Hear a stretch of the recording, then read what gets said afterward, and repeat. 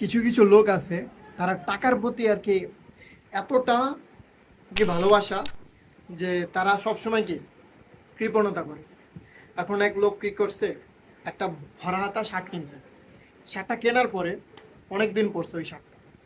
শার্টটা পরার পরে এখন শার্টটা হয়ে গেছে পুরানি। এখন উনি কি করছে, ওই শার্টটা কাইটা ফতুয়া বানাইছে।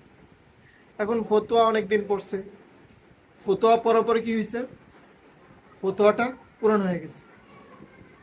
এখন আলা ওই লোকে কি করছে, ওই ফতুয়া কাইটা স্যান্ডেল গেঞ্জি বানাইছে।